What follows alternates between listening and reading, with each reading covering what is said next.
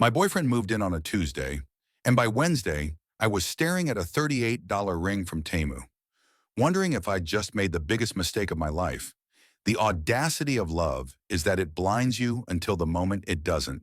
I'm Emily, 29, a graphic designer with a knack for overthinking and a cozy two-bedroom house I'd spent years making my own. When Jake, my boyfriend of 2 years, suggested moving in together, I was thrilled. He was charming, with a crooked smile that made my heart skip, and a laugh that could light up a room. We'd met at a coffee shop, bonding over spilled lattes and a shared love for old vinyl records. He was a freelance photographer, always chasing the perfect shot, always a little broke but full of dreams. I thought we were building something real. The move-in day was chaos. Jake's boxes cluttered my living room, his camera gear strewn across my carefully curated space. I didn't mind, at least. Not at first. I was too busy imagining our future lazy Sundays, shared dinners, maybe a dog someday.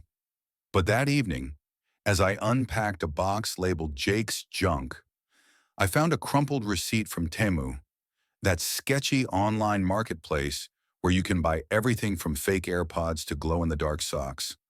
The receipt was for a sterling silver engagement ring. $38. My stomach dropped. Was this a joke? I confronted Jake that night, holding the receipt like it was evidence in a crime scene.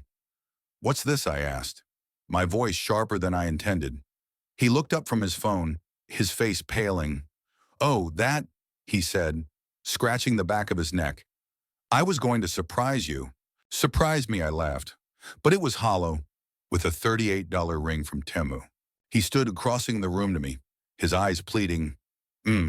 It's not about the price. Let me explain." I didn't want to hear it. I stormed to the kitchen, my sanctuary, where I'd spent countless nights perfecting recipes to impress him. But he followed, his voice low and urgent. "I know it looks bad, but there's a reason. Just hear me out." I crossed my arms, leaning against the counter. "This better be good." Jake took a deep breath, his hands fidgeting. "I didn't buy it because I'm cheap. I bought it because it's all I could afford after what happened last month." Last month, those words hung in the air like a storm cloud. I knew Jake had been struggling. His photography gigs had dried up, and he'd been vague about his finances, but I'd assumed it was temporary. "What happened?" I asked, softer now, though my heart was still racing. He sat at the kitchen table, head in his hands. "I didn't want to tell you because I was ashamed. My mom, she got sick. Really sick. Cancer. I've been helping with her medical bills. I sold my best camera. I drained my savings. That 38 ring, it's not just a ring. It's everything I had left to show you I'm serious about us." My anger melted into something heavier, guilt, maybe, or sorrow. I sat across from him, searching his face. His eyes were red, not from tears but from exhaustion. I'd been so caught up in my own hurt, I hadn't noticed how worn he looked. "Why didn't you tell me?" I whispered. "I wanted to protect you," he said. "You've got your own stress, your job. This house, I didn't want to burden you.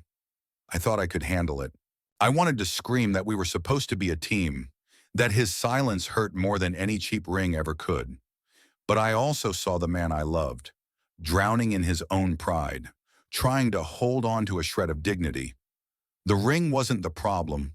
It was what it represented: secrets, sacrifice, and a love that was messier than I'd imagined. Over the next few days, we talked more than we ever had. Jake opened up about his mom's diagnosis, the endless hospital visits, the fear of losing her. I told him about my own fears, how I'd poured so much into this house, this life, that I was terrified of losing control. We cried, we fought, we laughed at the absurdity of it all. The $38 ring sat on the counter, a silent witness to our unraveling and rebuilding. One night, as we sat on the couch, surrounded by half-unpacked boxes, Jake took my hand. "I'm not proposing yet," he said, his voice steady. "Not with that ring, but I'm promising you this: I'm all in. No more secrets. Just us, figuring it out together." I looked at him, really looked at him, and saw the man who'd chosen me, even when life was kicking him down. I nodded and squeezing his hand. Okay, but next time, tell me, we're not just roommates. Jake, we're partners. Life didn't get easier. Jake's mom was still sick, and my job was still demanding. But we started small rituals, coffee in the mornings, late night talks about nothing and everything. The ring went back in its box, a reminder of a moment we'd survived. I didn't need a diamond to know Jake loved me. I needed his honesty, his presence, his fight. Months later, we got a call from Jake's mom. She was in remission. We celebrated with cheap wine and takeout, laughing until our sides hurt. Jake looked at me across the table, his eyes bright. You know, he said, I'm saving up for a real ring, but I think we're doing okay without it. I smiled, my heart full. Yeah, we're doing okay. This story isn't about a ring or a proposal. It's about what happens when love gets messy, when trust is tested, and when two people choose to stay, even when it's hard. It's about the courage to be vulnerable, to admit you're broke or broken, and to build something real anyway. What do you think? Was Jake wrong to hide the truth? Or was he just trying to protect Emily? Should she have forgiven him so easily? Or was their love worth the fight? Share your thoughts. Where do you stand on love, secrets, and second chances?